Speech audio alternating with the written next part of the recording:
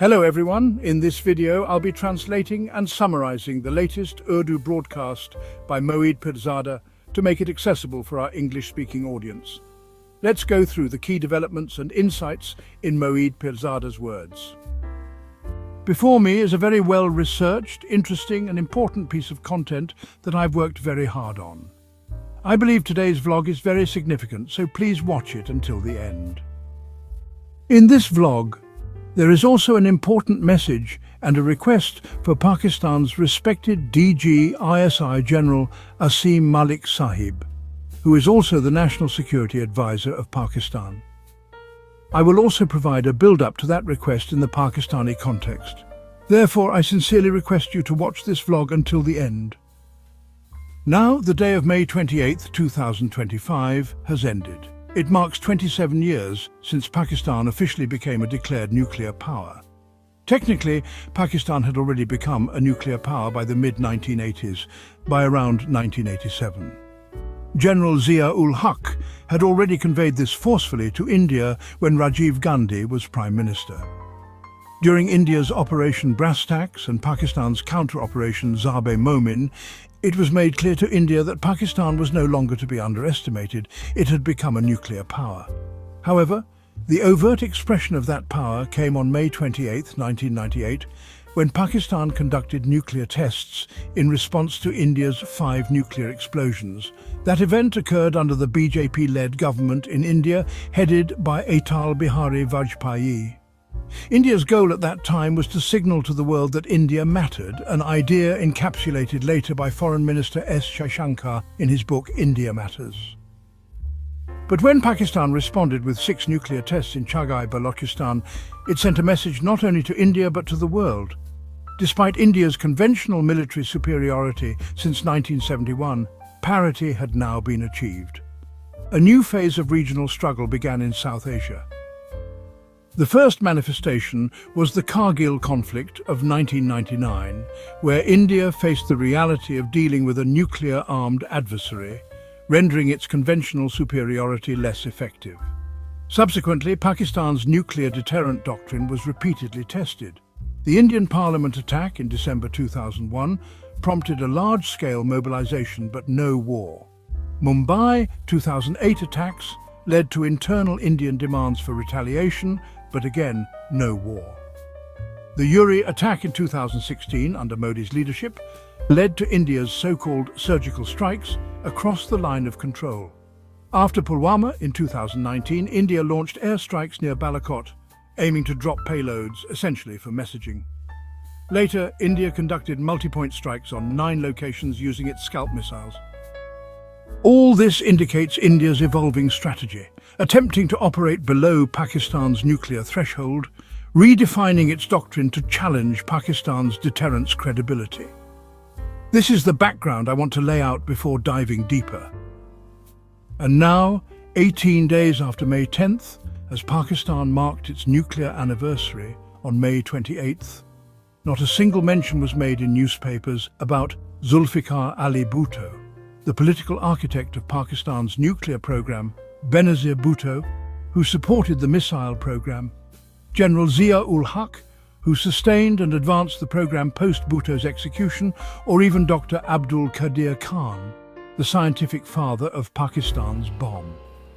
Instead, media is full of photos of Nawaz Sharif, who had little to do with the actual development of the bomb, and the current Army, Air Force and Naval chiefs who have no direct role in the historical development of Pakistan's nuclear program.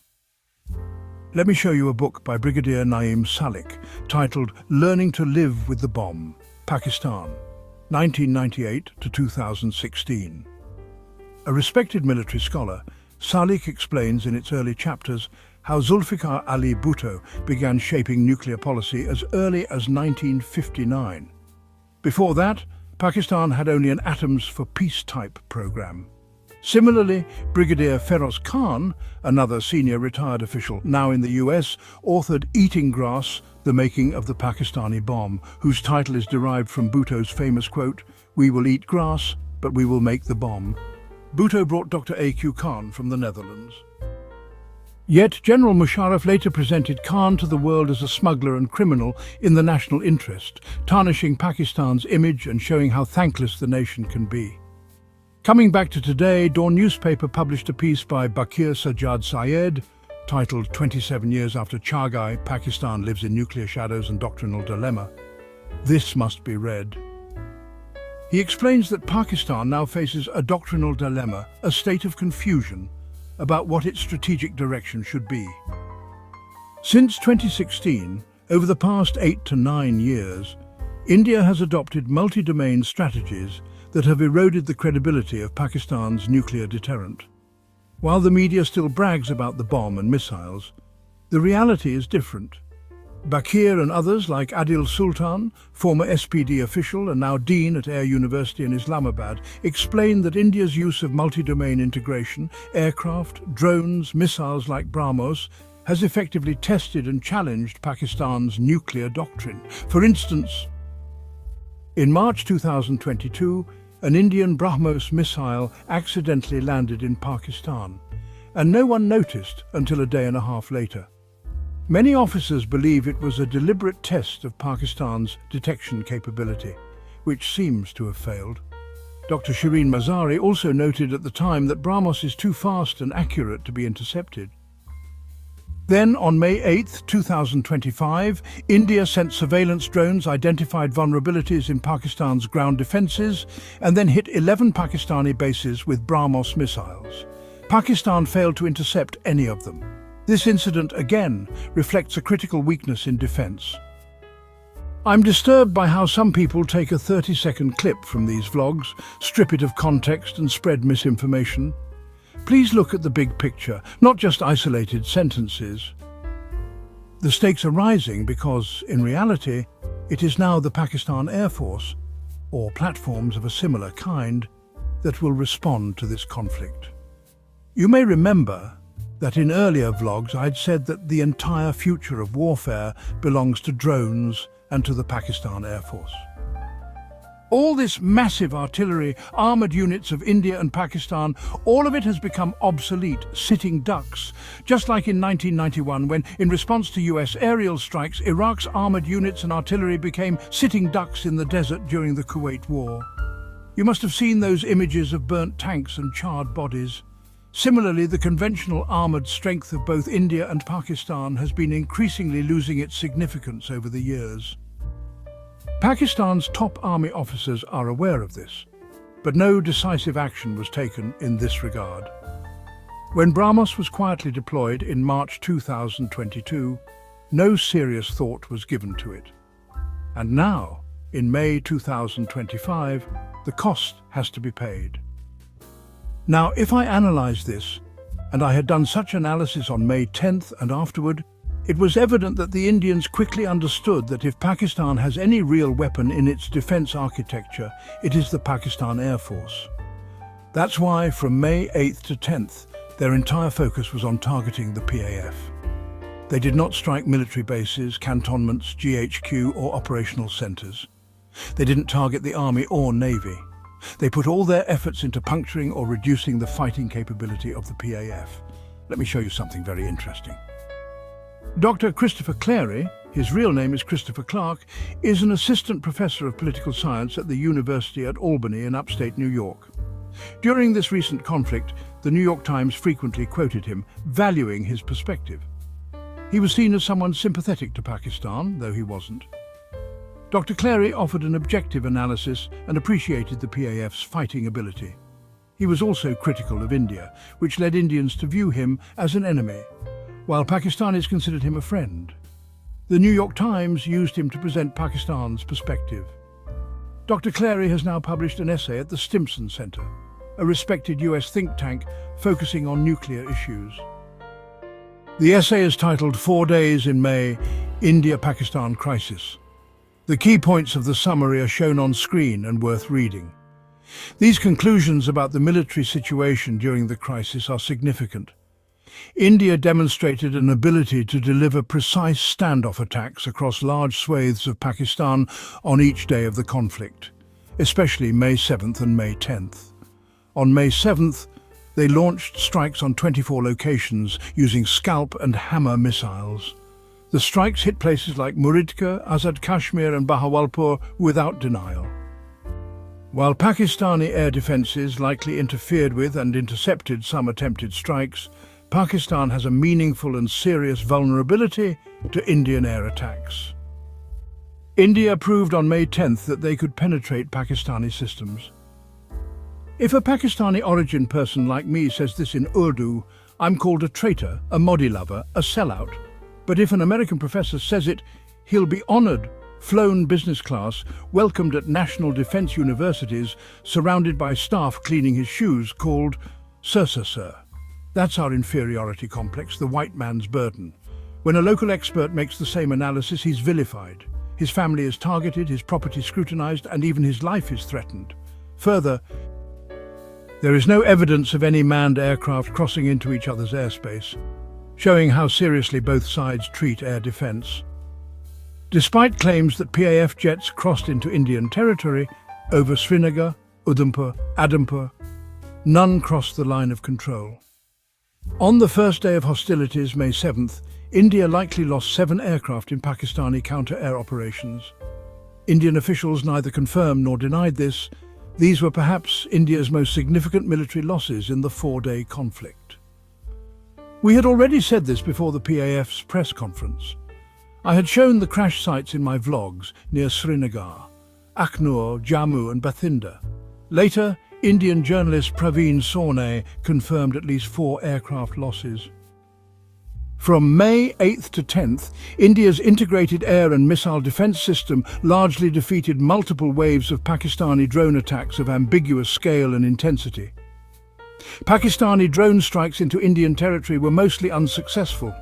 On May the 9th and 10th, India's missile defence system also successfully countered limited short-range ballistic missile attacks, Fateh-1 and Fateh-2, from Pakistan.